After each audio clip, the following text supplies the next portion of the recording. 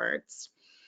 Our final speaker will provide us with a solutions-oriented perspective on the use of telehealth for behavioral health services.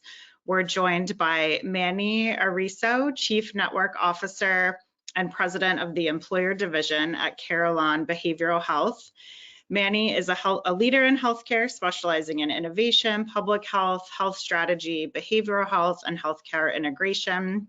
Manny's been with Carelon Behavioral Health for 8 years, overseeing innovation across the business life cycle for specialty behavioral health, foster care, and children with special health care needs within Elevance Health's current and future Medicaid markets.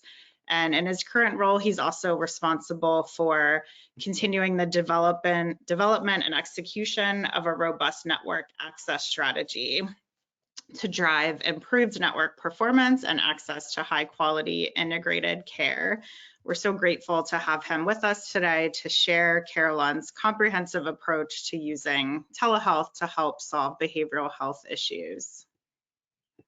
Great, and thank you. Good afternoon, everyone, or good morning. And so first, before I even dig in, great work that is happening at the center, Saif, and happy to also help participate and bring forward some of our data and information as well as high quality telehealth that's meaningful, that's impactful, is surely an aligned goal that we have aligned back with the center and with overall good public policy. So we can move on to the next slide. And again, thank you all for having me here today. Very quickly, I just want to highlight a little bit about Carelon Behavioral Health. Maybe some of you have in the past have heard of it as Beacon Health Options. Prior to that, Value Behavioral Health, Value Options, and Beacon Health Strategies. And so in March of last year, 2023, we actually changed our name to Carelon Behavioral Health. And so we are, we provide behavioral health solutions directly with states and local governments, as well as the federal government. We also work with and for health plans and developing solutions to meet the diverse set of Medicaid, Medicare, and commercially insured membership, as well as also serve many large employers and support them either with their EAP offerings and their employee assistance offerings and or just their broader mental health and substance disorder needs. We currently have over 40 years in the industry, about 45,000 EAP providers, covering over 50 million lives and over 140,000 MHSUD providers. As you see, we're actively through our channel partnerships, both virtual and from a brick and mortar perspective, expanding our networks fairly significantly, both for EAP as well as for our mental health and SUD programs. So that's a little bit about us. One of the other areas as we think about our broad behavioral health strategy, we really bucket it in 3 areas. The first area being access. And when we say access, we don't just mean the number of providers in the network, although that is important, but overall, how easy is it to get into care?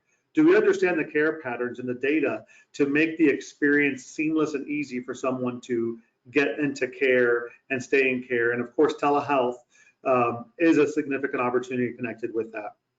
The second strategy pillar is around really focusing on specialized service populations, individuals with significant needs, be it children with autism spectrum disorder, individuals living with serious mental illness, individuals with substance use disorder, really thinking about how best can we align our systems of care to yield the greatest outcomes and opportunities for those individuals.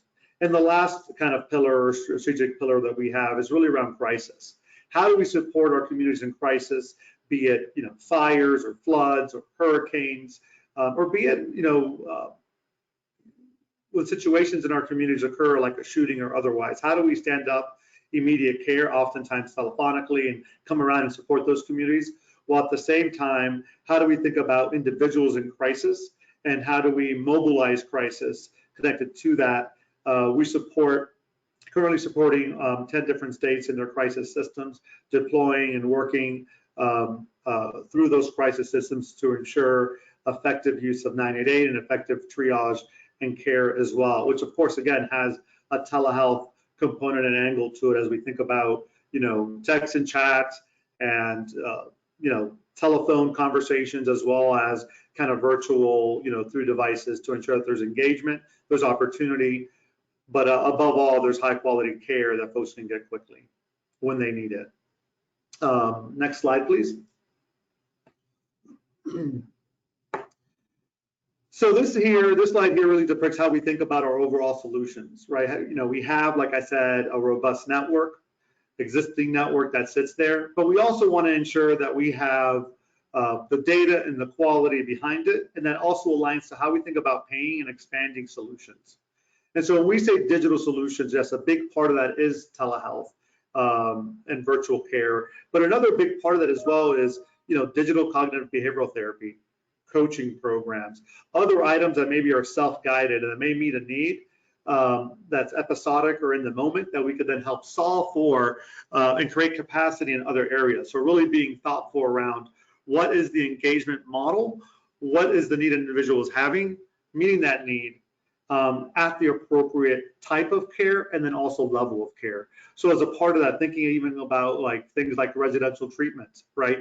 How do you think about residential treatment different, not just virtually, but maybe in the home?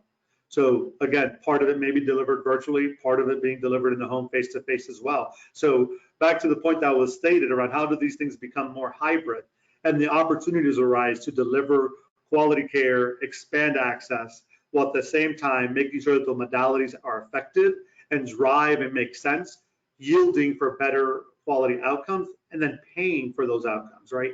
Thinking about how we pay for these opportunities different, right? And ensuring that we have curated pathways for members and patients that actually are connected and that drive value for themselves with, again, like I said, the right type of care and then the right level of care connected back through that with the right off-ramps, right? We want to make sure as we think about telehealth and we think about the quality of care being delivered, if there's a need for an off-ramp because an individual maybe, is entering a situation of crisis, that we have the right safety components in place to off-ramp them into the more appropriate level of care that may be required for them. So really thinking it from a person-first approach, patient-first, person-first approach around tailoring the opportunity, working with the provider communities, working with those telehealth providers and brick and mortar, face-to-face providers to understand what the opportunities are. And being eyes wide open about it, because so much has happened over the last 4 years, right? We have moved so quick and changed so much in behavioral health that now is the opportunity to really, as we continue to move and there continues to be investment and private equity interest in some of these service and delivery models, how do we continue to do that, not slow down, while at the same time really assess, understand the delivery systems, understand the impact, so that we could then also rate and, like I said before, pay for that value. Next slide. And so on this slide here, I'm just going to quickly just really start around how we think about our overall cohesive digital strategy, right? And there's three main pillars that are underneath that kind of broader access, but tied into that digital strategy. One of them is around improving access, right?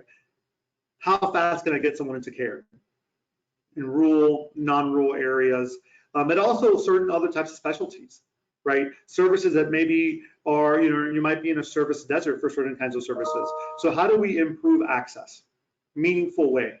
How do we improve clinical outcomes, right? Let's not just take, care provided face-to-face and put it on a virtual platform. That's great, we can do that. And that's a lot of what we did with COVID, right? Coming in and out of the pandemic. We quickly moved from doing a face-to-face, teletherapy, right? Or telephonic, or, doing it face-to-face, either doing it virtually or telephonically, quickly to make sure that we had continuing to have people in care, have access. But now the opportunity is, how do we improve that clinical care, right? How do we, through all the assets we have, the data we have, the opportunity to capture new data points and structure it in different ways, how do we actually improve and ensure we have fidelity to evidence-based practices into that continuum around improving that clinical outcomes?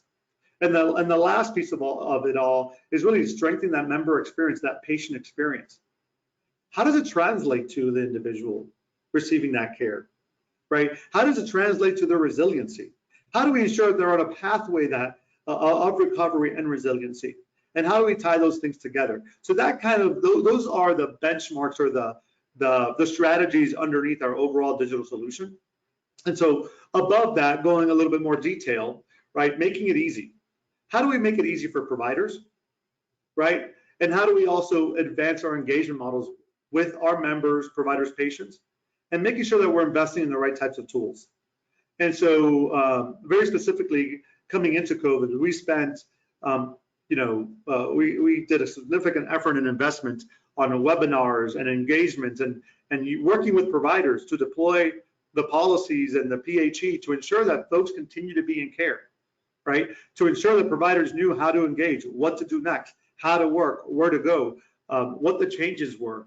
And so we have to continue, now that we're out of that situation, right now that we're post the pandemic, oftentimes, some of that support has been lifted. We have to continue to drive those opportunities and really just not just tied to access, but really also tied to improving those clinical outcomes. Around expanding access, right? Supporting and contracting with providers across states, thinking about some of those compacts that are currently in place and deploying and thinking differently about, the state sites versus, delivery methodology, and ensuring that, payment policies are aligning right back through that. And then we also want to make sure that we're also partnering at scale, right? And look at those opportunities to scale differently, to provide value differently, and then pursuing, oftentimes, there may be some non-traditional care modalities, right? Really testing things that may be new, that may be different, that maybe haven't been displayed or worked through. Like, how do we work on those things at the same time as well to ensure that care delivery is happening and that we're expanding, again, access, improving clinical outcomes, and strengthening that member experience. Which really leads us into paying for value. I've said this a couple times, and how do we think about paying for value, right? So not just paying on a fee-for-service basis, right? But really working through, both from a face-to-face, but also most definitely from a telehealth perspective. How do we align incentives, right? How do we align incentives between payers and providers to ensure that we have a sustainable model going forward for telehealth and for these opportunities?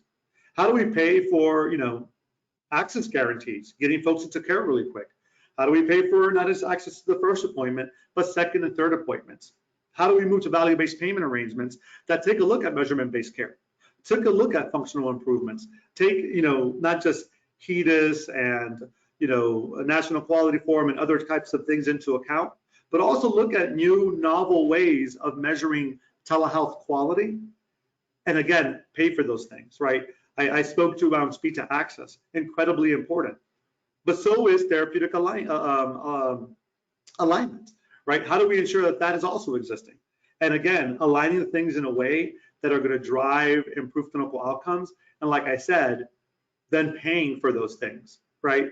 And oftentimes, instead of just doing bonus payments on the back end or looking at data on the back end, really having a different relationship, but maybe even front loading certain kinds of rates and opportunities, and then playing catch up on the back end if folks and providers are not meeting those measures. So really flipping some of those things on its head.